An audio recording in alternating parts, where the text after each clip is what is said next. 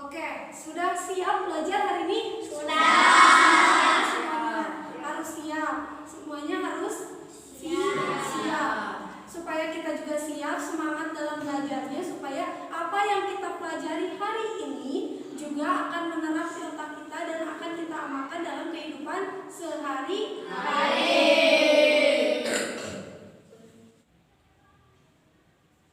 Baik, kali ini kita akan belajar mengenai konfigurasi elektron dan bilangan kuantum. Nah, sebelumnya minggu lalu kita sudah belajar mengenai model-model atom, kayak model atom Dalton, Thomson, Rutherford, Bohr, terus mekanika gelombang, dan juga kita juga udah mengetahui nih tentang nomor atom, nomor massa, juga mengenai isotop, isobar, dan isoton. Nah, minggu lalu kita sudah mengetahui juga mengenai nomor atom dan nomor massa. Kalian masih ingat nggak lambang dari ini? Ini disebut Nomor massa. Nomor massa. Dan zat ini disebut dengan Nomor atom. atom. Nomor massa ini mengidentifikasi proton dan neutron, sedangkan nomor atom untuk mengidentifikasi proton. Terus Ibu ingin bertanya mengenai isoton, isobar, dan isotop. Masih pada ingat? Masih. Isoton itu apa? Unsur yang memiliki neutron yang sama. Ya, bagus. Isoton adalah unsur yang memiliki neutron yang Sama. isobar Unsur yang memiliki nomor massa yang sama. ya. Kalau isobar itu nomor massanya yang sama. Kalau tadi isoton neutronnya yang sama, isobar mah nomor massanya yang Sama. Sedangkan isotop Unsur yang memiliki nomor atom yang sama. nomor atom yang sama. Tadi neutron yang sama untuk isoton, isobar nomor massa yang sama, dan isotop memiliki nomor atom yang Sama. Selanjutnya kalian sudah paham juga ya mengenai isoton, isobar, dan isotop. Juga telah paham mana nomor massa dan mana nomor atom. Yang selanjutnya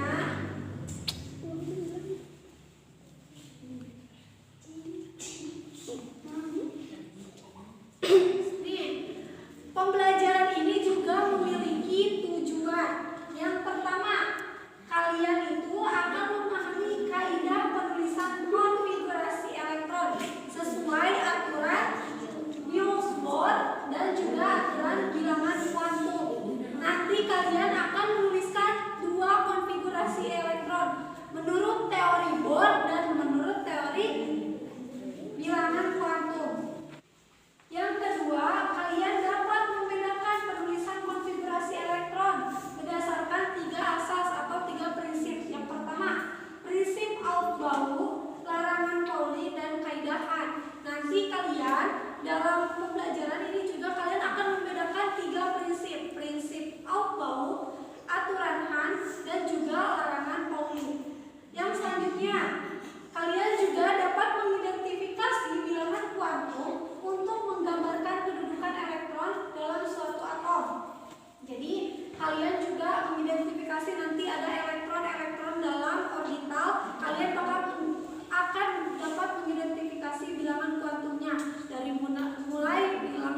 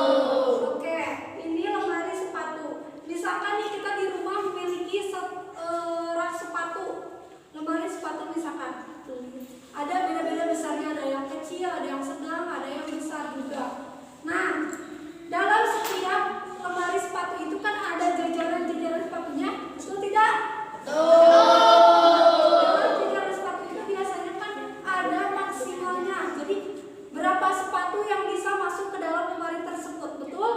Betul. Misalkan kita perhatikan lemari ini, lemari sepatu ini. Dalam lemari ini hanya cuma sepasang sepatu yang dapat masuk ke dalam ke tiap lubang atau tiap skat-skatnya dalam ini gitu. Jadi hanya satu pasang dari lemari sepatu ini. Kalian juga pasti nggak bisa nih kalau misalnya kita punya lemari sepatu hanya cuman muat satu pasang, kita langsung nih tiap sepatu masuk bisa tidak? Tidak kan? Jadi tetap satu ruangan itu hanya untuk beberapa sepatu. Misalkan di sini cuman hanya untuk sepasang sepatu. Nah, ini juga yang disebut dengan konfigurasi elektron. Dalam hal ini, dalam konfigurasi elektron dapat digambarkan bahwa sepatu ini mengisyaratkan atau menggambarkan suatu elektron. Lemari-lemari ini atau ruangan dalam lemari ini disebut dengan orbita. Jadi lemari-lemarinya ini, ruang dalam lemari ini disebut dengan orbita. Isi dari ruangan ini disebut dengan elektron. Paham? Oke, itu penjelasan mengenai orbital dan elektron. Ada yang ingin ditanyakan sebelum lebih lanjut membahas mengenai konfigurasi elektron ini? Ya, kenapa? Apa yang dimaksud konfigurasi elektron? Oke, kita catat dulu ya. Pertanyaan yang pertama, apa yang dimaksud dengan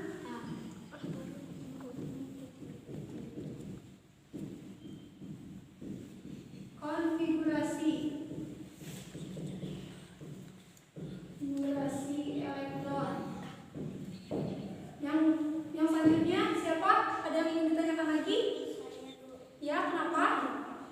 Bagaimana aturan penempatan elektron dalam setiap orbital? Oke, bagus sekali ya pertanyaannya. Bagaimana nih penempatan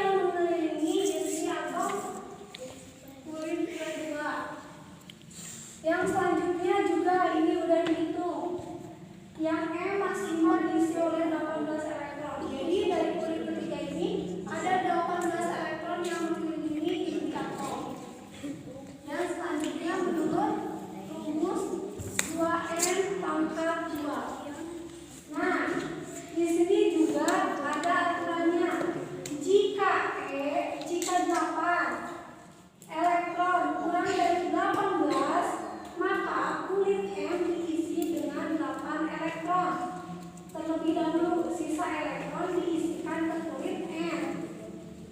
Terus yang kedua, jika 18 elektron kurang dari 32, maka kulit N diisi dengan 18 elektron terlebih dahulu. Sisa elektron diisikan ke kulit O. Jadi kan tadi sudah diisi 2, 8, 18, terus 32.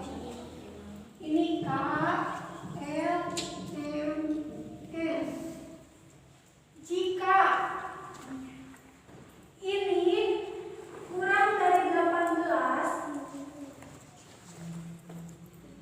elektron ini nanti dari tiap unsurnya kurang dari 18, berarti ini hanya diisi dengan 8 elektron. Sisanya dimasukkan ke kulit N. Sisanya. Begitu juga dengan kulit N.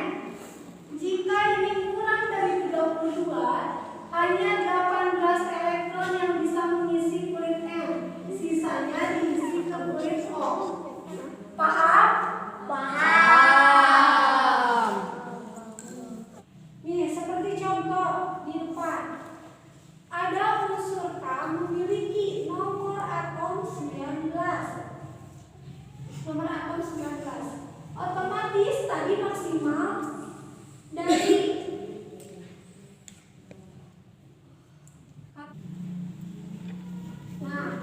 ada unsur K memiliki nomor atom 19. Kita konfigurasi elektron. 19 tadi inti atom yang paling pertama, kulit atom yang paling pertama yang harus diisi sebanyak 2 elektron. Selanjutnya 8 elektron. Yang selanjutnya 8 elektron. Sisanya tinggal 1. Betul? Betul? Jadi 19 2 ditambah 8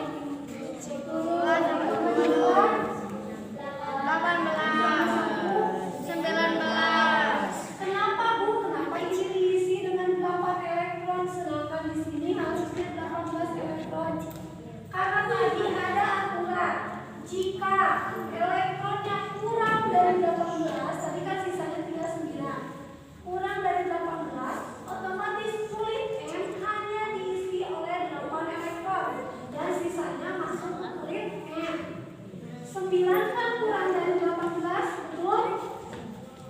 Kurang dari 18. Otomatis 9 ini hanya mengisi 8 elektron di kulit N dan 1 di kulit N.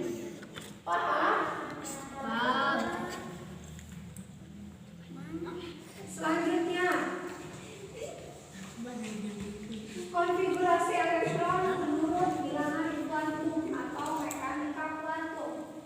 Yang pertama ada asas Aufbau atau prinsip dengan Aufbau. Ada juga larangan Pauli dan juga ada kaidahan. Sebelum itu, Ibu ingin kalian mencari dulu informasi atau materi mengenai prinsip Aufbau, larangan Pauli dan kaidahan dan ditulis dalam lembar kerja yang sudah Ibu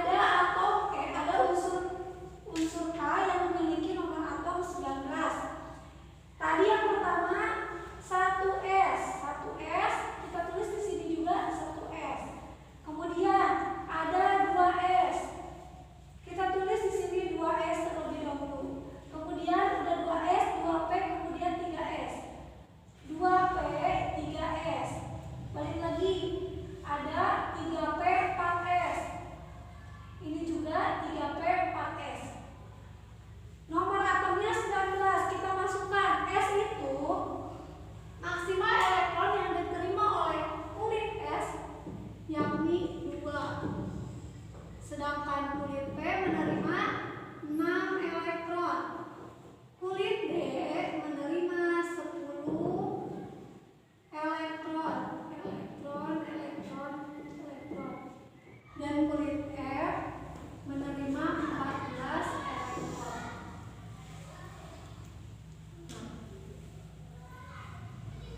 Jadi di sini juga dimasukkan S tadi kan menerima 2 elektron, berarti masukkan di sini 2. Terus 2S masukkan juga 2 elektron. 2P menerima 6 elektron, berarti dari P ini dimasukkan 6 elektron. Ini jadi berapa? 2 tambah 2 tambah 6 10 elektron, dan sisanya masukkan lagi ke S, masukkan lagi ke P, dan masukkan lagi ke tingkat energi lainnya. Kemudian yang selanjutnya mengenai larangan Pauli. Siapa yang ingin menjelaskan mengenai larangan Pauli? Silakan. Saya, Bu. Silakan. Tidak boleh ada elektron dalam satu atom yang mempunyai nilai sama pada semua bilangan kuantum. Nah, yang selanjutnya mengenai larangan Pauli. Jadi tadi betul sekali ya jawabannya. Tidak boleh ada elektron dalam satu atom yang mempunyai nilai sama pada semua bilangan kuantum.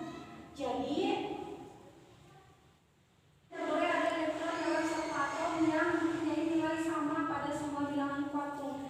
Jika memiliki satu bilangan kuantum yang sama, misalkan dari utamanya sama, azimut, magnetik, dan spinnya sama, maka tidak boleh dalam satu orbital. Kita ketahui dalam satu orbital, kita hapus dulu ya.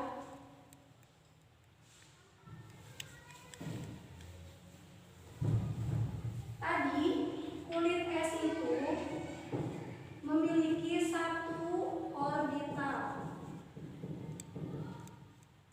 Kulit P memiliki 3 orbital. Kulit D memiliki 5 orbital. Dan kulit F memiliki 7 orbital. Jadi setiap unsur yang memiliki bilangan kuantum sama tidak boleh dalam satu orbital yang sama, dia harus berbeda. Selanjutnya mengenai kaidah Han atau prinsip Han. Siapa yang akan menjelaskan? Ya, silakan. Pengisian orbital luar dari suatu subkulit mula-mula, elektron menempati orbital sendiri-sendiri dengan spin paralel, baru berpasangan. Ya, bagus sekali. Pengisian orbital-orbital dari satu subkulit mula-mula, elektron menempati orbital sendiri-sendiri dengan spin paralel, baru berpasangan. Nah, contohnya, misalkan ada contoh unsur O. Kita tulis di sini unsur O.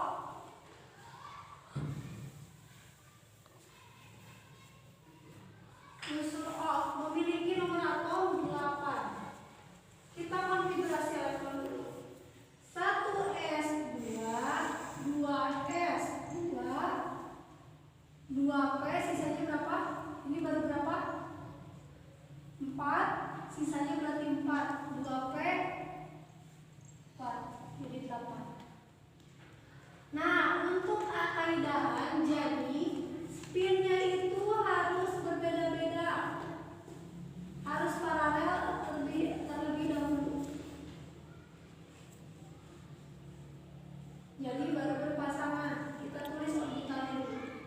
Tadi kita sudah ketahui bahwa S itu memiliki satu orbital. Ini kulit S berarti memiliki satu orbital.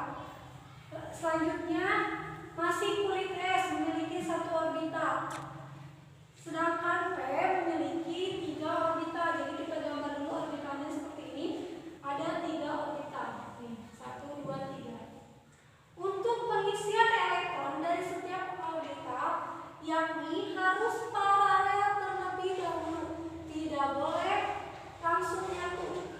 Jadi, misalkan ini ada 2 elektron, kita masukkan dalam satu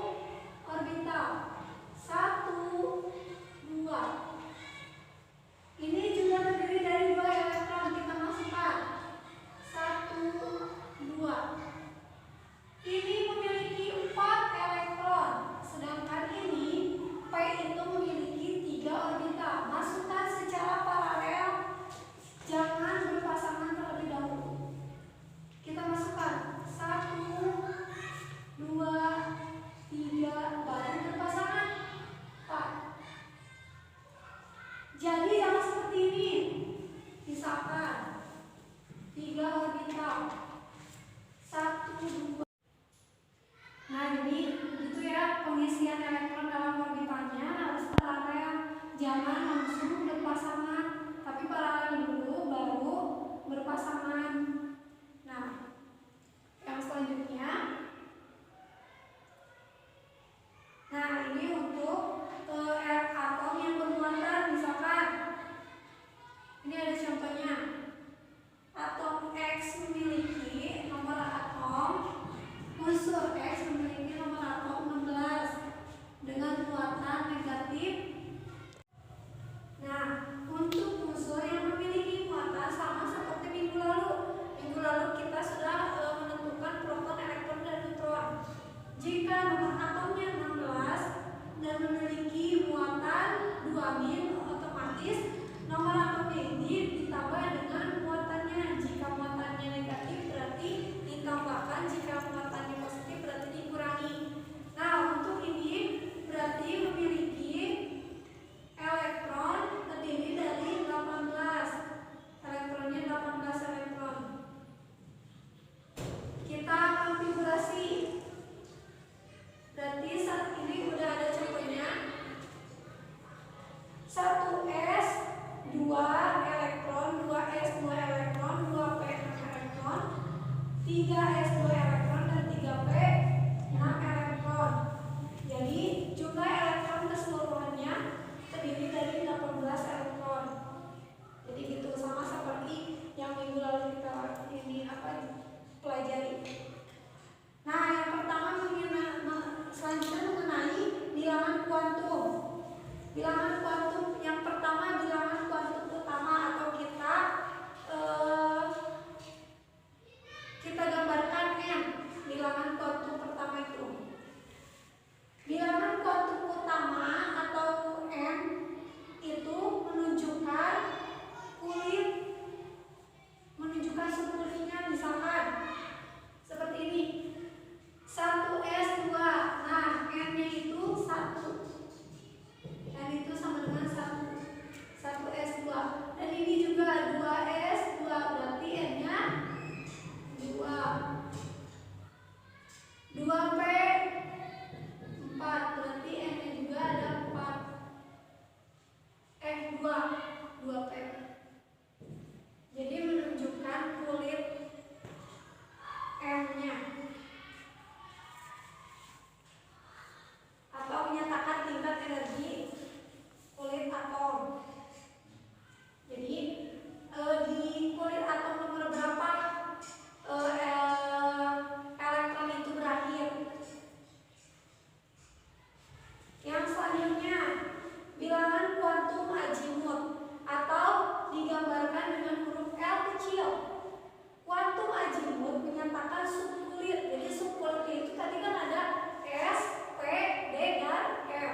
S, P, D, dan F. Nah, menyatakan subkulitnya kalau bilangan kuantum azimut.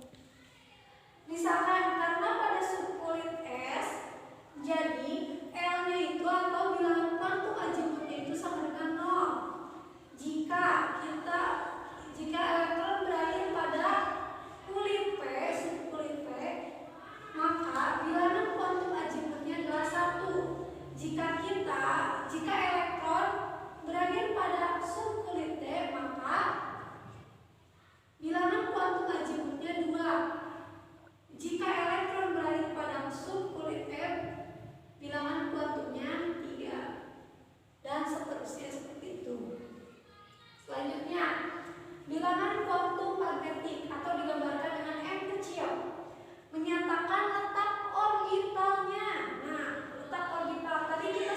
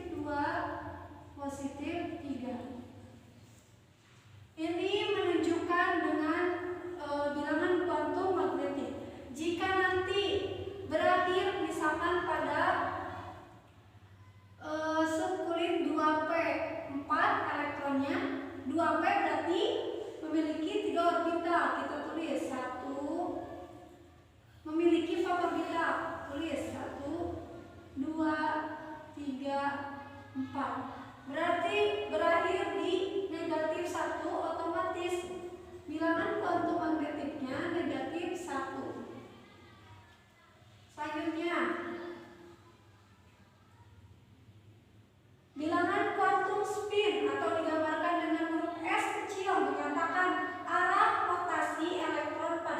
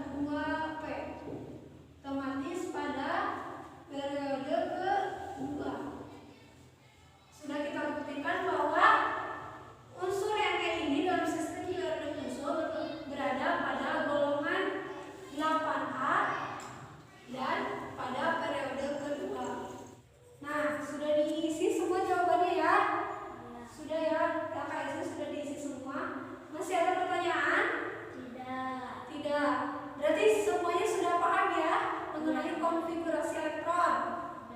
Udah, oke. Siapa yang mau menyimpulkan mengenai pembelajaran sekarang? Saya Bu. Oke, silakan. Konfigurasi elektron adalah susunan elektron dalam suatu atom. Konfigurasi elektron menurut Niels Bohr dan bilangan kuantum. Menurut Niels Bohr berdasarkan tingkat energi dasar atau Curie, dan sedangkan bilangan kuantum berdasarkan si Curie. Bilangan kuantum memiliki beberapa prinsip, yakni prinsip Aufbau, meningkat aturan Hahn, prinsip larangan Pauli. Nah, bagus sekali ya. Jadi kita hari ini sudah belajar mengenai konfigurasi elektron. Konfigurasi elektron itu penempatan elektron dalam suatu orbital. Tadi juga kita sudah membahas mengenai dua teori konfigurasi elektron. Yang pertama mengenai Niels Bohr, menurut Niels Bohr, dan yang kedua mengenai atau menurut mekanika kuantum. Nah, dalam mekanika kuantum juga tadi ada beberapa prinsip. Yang pertama prinsip Aufbau, aturan Hahn, dan juga prinsip larangan Pauli. Nah, selain itu juga ada yang disebut dengan bilangan kuantum yang terdiri dari 4 bilangan kuantum. Yang pertama, bilangan kuantum utama atau digambarkan dengan n kecil. Yang kedua, bilangan kuantum azimut yang digambarkan dengan L kecil. Yang ketiga, bilangan kuantum magnetik yang digambarkan dengan M kecil. Dan yang keempat, bilangan kuantum spin atau digambarkan dengan S kecil. Nah, selain itu juga tadi kita dapat menentukan letak suatu unsur menurut konfigurasi elektron. Jadi dalam konfigurasi elektron ini juga kalian dapat menentukan periode dan golongan unsur tersebut dalam sistem periodik unsur. Oke, karena semuanya sudah paham mengenai konfigurasi elektron, minggu depan jangan lupa harus tetap belajar di rumah ya, dan jaga kesehatannya supaya kita sehat selalu dan bisa kembali ke sekolah. Nah, jangan lupa juga minggu depan kita ada ulangan harian mengenai konfigurasi elektron. Mungkin itu saja mengenai pembelajaran hari ini. Nanti untuk LKS-nya bisa dikumpulkan oleh ketua kelas. Terima kasih atas perhatiannya. Wassalamualaikum.